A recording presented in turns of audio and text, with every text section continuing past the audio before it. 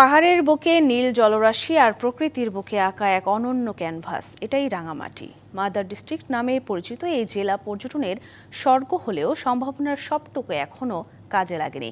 চলুন ঘুরে আসি এই নীলাভূমির সৌন্দর্য আর বাস্তবতা থেকে।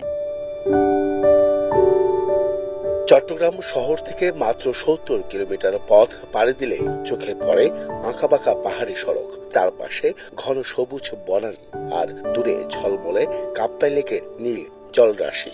পাহাড় ও লেকের এই মেলবন্ধন যেন প্রকৃতির হাতে আঁকা জীবন্ত ছবি। বিস্তৃত কাপ্তাই লেক, ঝর্ণার কলকল ধ্বনি আর পাহাড়ের ঢালে মেঘের খেলা, সব মিলে যেন প্রকৃতি প্রেমীদের জন্য স্বপ্নপুরী।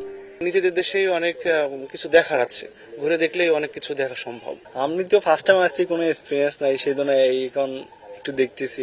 কিন্তু সরকারি উদ্যোগের অভাবে পর্যটন খাতের সম্ভাবনা আজও বিকশিত হয়নি পূর্ণরূপে। রাঙামাটি পর্যটন যদি আপনি যান, সেখানে দেখবেন অগোছালো অবস্থায় আছে। পার্শ্ববর্তী একটা পলয়েল পর্যটন আছে, সেটা যেভাবে আধুনিকায়ন করা হয়েছে, সেই তুলনায় পর্যটনকে সেভাবে আধুনিকায়ন করা হয় নাই। যদি আরো সুন্দর অবকাঠামো তৈরি হয়, রাঙামাটিতে পর্যটক আসবে কয়েক গুণ। এতে স্থানীয় অর্থনীতি হবে চাঙ্গা। পর্যটন খাতটা দেখাশোনা করার জন্য জেলা পরিষদেও কিঞ্চিত দায়িত্ব অর্পিত হয়েছে, কিন্তু জেলা পরিষদ থেকেও সেভাবে এই ডেভেলপমেন্টের জন্য কোনো ভূমিকা রাখা হয় না। বেসরকারি উদ্যোগে গড়ে ওঠা হোটেল মোটেল পর্যটকদের আবাসন দিচ্ছে ঠিকই, কিন্তু খরচও বাড়িয়ে দিচ্ছে কয়েক গুণ। সরকারি পর্যটক কেন্দ্রগুলো অবহেলায় হারাচ্ছে আকর্ষণ। জীবনযাত্রার মান উন্নয়নের জন্য পর্যটন খাতকে সরকার অবশ্যই স্বীকৃতি দিতে হবে। পর্যটন খাতে যে সমস্ত ইয়েগুলি আছে, ইনফ্রাস্ট্রাকচার গুলো, এগুলি কিন্তু হয় নাই। পর্যটন খাতকে এগিয়ে নিতে নানাবিধ পদক্ষেপ নেওয়ার কথা জানালেন জেলা পরিষদের চেয়ারম্যান। বর্ষার পরপরই দেখবেন যে এখানে পর্যটকের অনেক ভিড় হয়ে যাবে।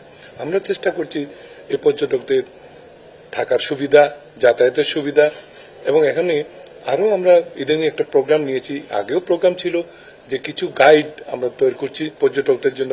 পর্যাপ্ত নিরাপত্তা ব্যবস্থা আছে কিনা সেটা আমরা দেখাশোনা করব। প্রকৃতির হাতে গড়া এমন অপরূপ সৌন্দর্য যদি সঠিক এবং সুপরিকল্পিতভাবে ব্যবহৃত হয়, তাহলে রাঙামাটি হয়ে উঠতে পারে শুধু বাংলাদেশের জন্য নয়, পুরো দক্ষিণ এশিয়ার পর্যটনের সেরা ঠিকানা। Ariful Islam, DBC news, Rangamati.